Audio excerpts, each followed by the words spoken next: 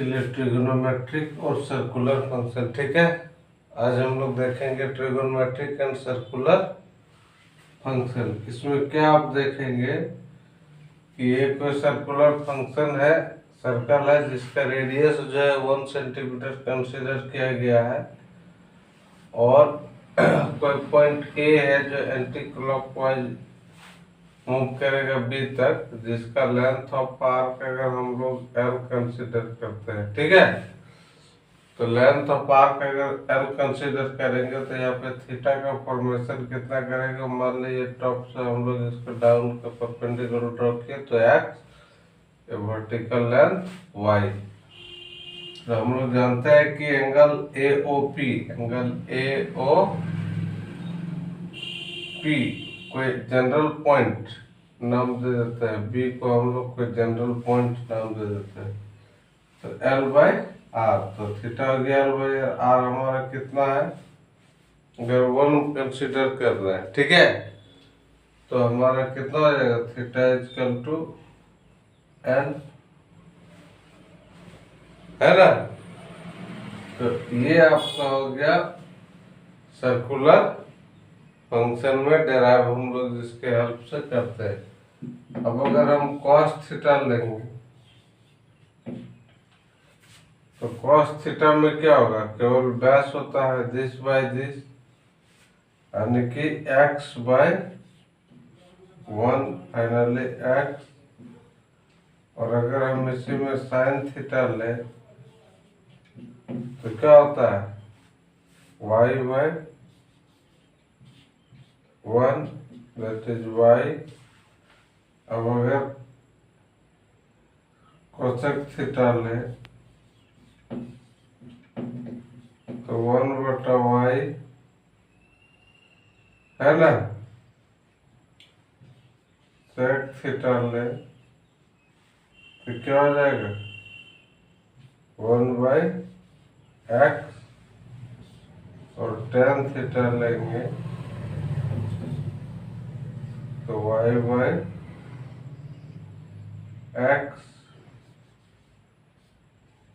cot theta लेंगे तो x by y, आधार बाय परपेंडिकुलर, ठीक है। तो ये आपका ट्रिगोनोमेट्रिक और सर्कुलर फंक्शन का फंडामेंटल कंसेप्ट है, यानी कि यहीं से सारा जो है ट्रिगोनोमेट्रिक का बेसिक स्टार्ट होता है। कि सर्कुलर फंक्शन में 6 जो फंक्शन है, कॉस, साइन, कोसेक, ठीक है, टेन, कॉट, तो ये जो 6 फंक्शन है, इसी 6 फंक्शन से ट्रिगोनोमेट्री का एक्सपेंशन हम लोग देखेंगे। और इसको सर्कुलर फंक्शन क्यों बोलते हैं, बेसिकली जो हम लोग बताएं कि एक सर्कल में डेराइव इसको किया गया है कि एक सर्कल ले लिए 1 सेंटीमीटर रेडियस का, तो हम लोग मेजरमेंट जो सेंटर पे बनता है दैट इज रेडियन यूनिट में कंसीडर किया है, ठीक है। तो रेडियन यूनिट के लिए आर अगर 1 पुट करेंगे तो थीटा इजकल टू एल हो जाएगा। और कॉस थीटा करेंगे तो P by B by H होता है। बेसिक फॉर्मूला 9 क्लास में आप लोगों ने इसको पढ़ा होगा। यहाँ से एक्स, साइन थीटा से वाई। अब इस तरह से जनरल कोसेक करेंगे तो 1 बाई सेक करेंगे 1/x, टेन थीटा करेंगे तो y/x, P by H, P by B. और कॉट थीटा करेंगे तो बी बाई पी, ठीक है। तो इसी को हम लोग बोलते हैं सर्कुलर फंक्शन, है ना। ओके, तो इसको आगे देखते हैं। जो अभी हम लोगों ने देखा है यहाँ फिगर में कि अगर ये जो थीटा था वो less than 90 degree anti clockwise में, acute angle means less than 90 degree, ठीक है। तो थ्योरम क्या कहता है, इसको ध्यान दीजिए। एक थ्योरम आपको कहता है कि sine square theta plus cos square theta equal to 1 पहला, दूसरा अगर आप इसी में चलते हैं तो 1 + tan square theta equal to sec square theta. तीसरा फॉर्मूला जब आप जाते हैं तो 1 + cot स्क्वायर थीटा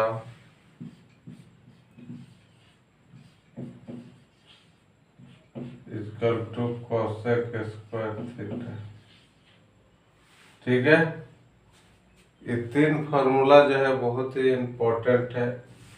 अब इसी का अलग अलग फॉर्म है। इसका अगर हम लोग लिखेंगे यहाँ से तो लिख सकते हैं कि sin square theta equal to 1 minus cos square theta.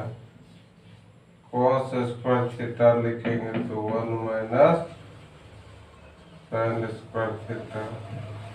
और यहाँ से अगर साइन थीटा लिखना चाहेंगे तो √1 माइनस cos स्क्वायर थीटा। और cos अगर लिखना चाहेंगे तो √1 माइनस sin स्क्वायर थीटा। ठीक है, कोई दिक्कत इसमें नहीं। तो ये इस फार्मूला से डिराइव हुआ। इसी तरह से इससे भी डिराइव हो सकता है ना। तो अगर इस सब का डिराइव कर दे रहे हैं चारों फार्मूला, इस सब को याद रखना आपको जरूरी है। ठीक है, चलिए तो यहाँ हम लोग देख लेते हैं 1 + cot square equal to cosec square theta, 1 + tan square equal to sec square. इसको इधर ले आएंगे तो sec square minus tan square theta. उसके a + b माइनस b में तोड़ दिए तो इतना का इतना sec theta plus tan theta का 1/sec theta minus tan theta. cosec square theta minus cot square theta equal to 1। तो cosec theta plus cot theta into cosec theta minus cot theta equal to 1। तो cosec theta plus cot theta करेंगे तो क्या आएगा 1/cosec theta minus cot theta. ठीक है, इस तरह से एक्यूट एंगल के लिए ये तीनों फॉर्मूला एप्लीकेबल होगा, है ना। गुड, आइए देखते हैं अब थ्योरम 2। यानी कि अगर हम क्लॉकवाइज डायरेक्शन में मूव करते हैं, किधर मूव करते हैं, क्लॉकवाइज डायरेक्शन में। ठीक है, तो क्लॉकवाइज डायरेक्शन में मूव करेंगे तो ये तो लेंथ मेरा x है, ये वर्टिकली y और ये y डैश, इधर x डैश, इधर x था। तो यहाँ पे क्लॉकवाइज जब हम मूव करेंगे तो y हमारा क्या आ जाएगा, नेगेटिव आ जाएगा। उस कंडीशन के लिए जब हम एंगल नेगेटिव चलेंगे यानी कि cos माइनस थीटा, तो cos माइनस थीटा में आपको क्या वैल्यू मिलेगा, वैल्यू तो इधर x का सेम है, x यानी कि cos माइनस थीटा में भी हमको पॉजिटिव वैल्यू मिल रहा है, that is equal to fourth quadrant. Fourth quadrant इसको आप ऐसे भी समझ लो, ये क्वाड्रेंट है आपका, ये फर्स्ट, सेकंड, ये थर्ड, ये फोर्थ। तो फोर्थ क्वाड्रेंट में हम लोग को मालूम है कि कॉस जो है पॉजिटिव होता है। ठीक है, और सेक पॉजिटिव होता है। फर्स्ट में ऑल पॉजिटिव होता है, वो इसी के बिहाफ में वो डिसाइड किया जाता है। तो cos theta is equal to x। अब अगर हम लोग लेते हैं साइन थीटा, क्या लेते हैं, साइन थीटा। तो sine theta is equal to क्या होता है, यानी कि माइनस साइन थीटा। तो माइनस साइन थीटा के क्या होता है वैल्यू, माइनस साइन थीटा का p/s। तो p हमारा किधर हो गया, ये नेगेटिव है, यानी कि minus Y.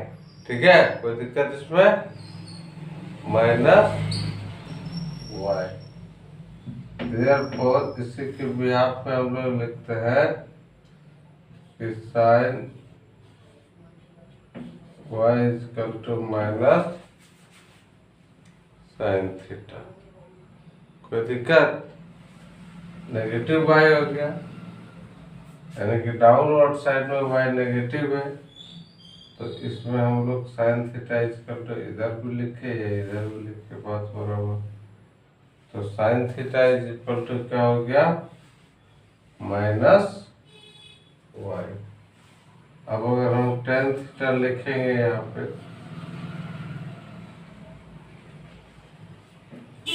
Ten minus theta, तो टेन माइनस थीटा का क्या आ जाएगा? Cos sine minus theta by cos minus theta. तो अब क्या देखें? Minus y cos minus theta का। तो ओवरऑल सिस्टम में क्या हो गया हमको? माइनस। ठीक है, इसलिए tan minus theta equal to minus tan theta, है ना? कोई दिक्कत नहीं होना चाहिए इसमें। गुड। अब देखेंगे ट्रिग्नोमेट्रिक फंक्शन का जो साइन थीटा है, कॉस थीटा है, सेक थीटा है, टेन थीटा है, कॉट थीटा है और कोसेक थीटा है। तो ट्रिग्नोमेट्रिक फंक्शन का डोमेन क्या है? डोमेन, और इधर आपका हो गया रेंज। ठीक है, डोमेन और रेंज मतलब क्या क्या वैल्यू ट्रिग्नोमेट्रिक फंक्शन में आता है, इसको ध्यान दीजिए। तो साइन का कुछ भी वैल्यू आप रखेंगे डोमेन में, आर रियल नंबर, तो रेंज इसका जब भी आएगा वह -1 से लेके 1 तक आ सकता है। ठीक है, इसका रेंज मतलब -1 से लेके 1 तक आएगा, इससे बड़ा वैल्यू नहीं आ सकता है। कॉस में भी सेम, इसका डोमेन आप कुछ भी ले लीजिए, इसका रेंज 1 से लेके 1 होता है। इसका आगे एप्लीकेशन है, इसको समझ में आएगा, अभी जस्ट आपको एक फॉर्मूला की तरह याद रखना है। उसके बाद सेक का यदि हम बात करें, ठीक है, तो सेक में आपका देखना है कि सेक थीटा में एक्स कुछ भी रियल नंबर आप ले सकते हैं, बशर्ते ध्यान क्या रखना है कि आपका x does not belong to 2n + 1 × π/2। x does not belong to 2n + 1 × π/2, ये वैल्यू नहीं होना चाहिए। ठीक है, किसके लिए? n का वैल्यू आप जो ले रहे हैं, n belong to any integer. i किसके लिए है? इंटीजर के लिए। इसका रिजल्ट क्या आएगा? कुछ भी रिजल्ट नंबर आएगा एक्सेप्ट कर देना है -1 to 1 को। ये वैल्यू छोड़ के कुछ भी इसका रेंज आ सकता है। ठीक है, और ये इंटरवल क्या है? इंटरवल फंक्शन आपको सेट में बताए होंगे, वही फंक्शन का है। इसके बाद कोसेक का देखिए, कोसेक का भी कुछ भी x बिलोंग टू कोई रियल नंबर ले सकते हैं, है ना? लेकिन इसमें भी कंडीशन क्या है कि x does not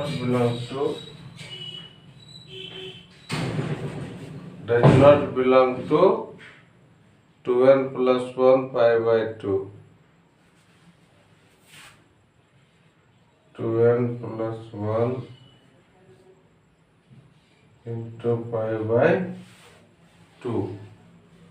सेम है, जो कोसेक का होता है वही सेक का होता है ना। अब इसमें देखिए कि इसमें n पाई नहीं होना चाहिए, n पाई, सॉरी यहाँ पे आपको थोड़ा सा ये हो गया n pi plus minus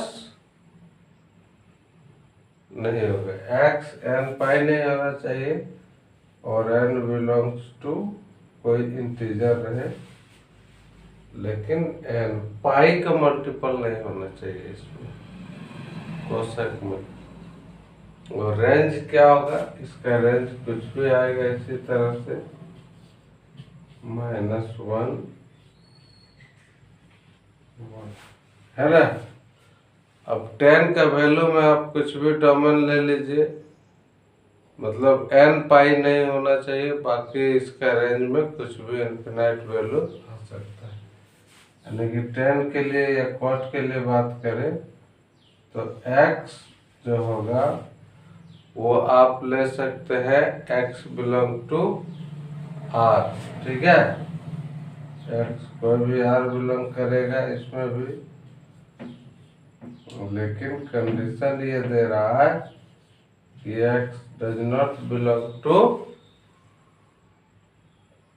n pi, 10 वाला है ना, n पाई।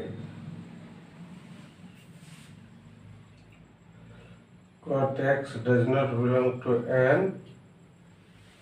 पाई, ये cot के लिए है, x does not belong to n पाई और n belongs to i। लेकिन जब ये 10 के लिए हम लोग बात करेंगे, है ना, 10 के लिए, तो 10 के लिए फिर वही पाई बाय 2 नहीं होना चाहिए, x does not belong to 2n plus 1 into pi by 2, ठीक है। और n belongs to natural number, ये तो पहले से ही बता रहे, इंटीजर। तो ये 6 फंक्शन है, इसमें के लिए इसका कोई भी r केवल होगा, ये भी तो ये ट्रिगोनोमेट्रिक फंक्शन का डोमेन और रेंज आपको याद रखना बहुत जरूरी है। इसके बारे में डिटेल आपको जब हम बताएंगे क्या है ये सेट फंक्शन, तब आपको बताए हैं, उस लेक्चर को आप देख के इसको समझ सकते हैं, ठीक है। तो चलिए, ये डोमेन और रेंज हो गया। x बिलोंग टू कोई भी रियल नंबर हो सकता है, और r मतलब कोई रियल नंबर, i मतलब इंटीजर, और ये एंगल तो पाई बाय 2 रेडियन डिग्री वाला कंसेप्ट बता चुके हैं, ये सारा चीज है ना, कहीं कोई दिक्कत नहीं होगा, ठीक है। Okay, very good.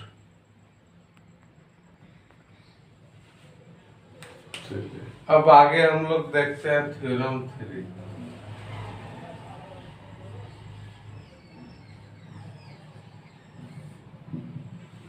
थ्योरम 3 क्या कहता है, ये कहता है आपका कि अगर हम लोग किसी सर्कुलर में मोर देन 1 राउंड हो जाते हैं, तो उस कंडीशन में मतलब साइन थीटा प्लस 2n पाई,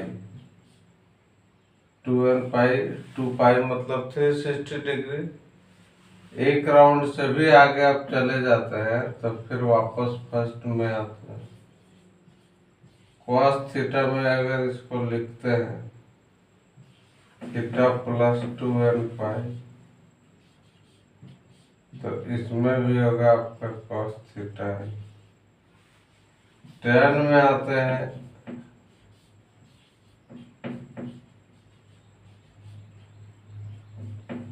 तो सब में आपका वही आएगा 2n पाई।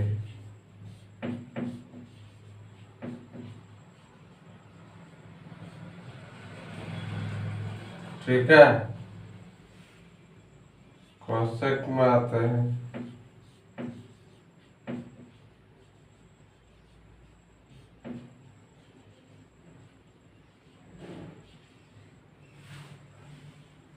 और आपका बच गया सेक।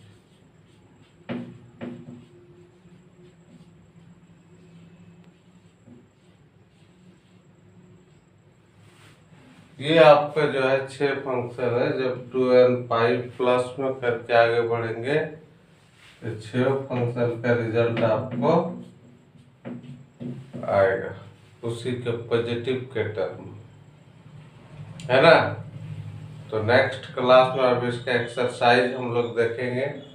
ये 3 थ्योरम अभी आपको बता दिए, इसमें कुछ डाउट होगा तो इसको कमेंट करना, ठीक है। इस पे हम रिप्लाई करेंगे और फिर से आपको सॉल्यूशन का जवाब देंगे। Good, thank you.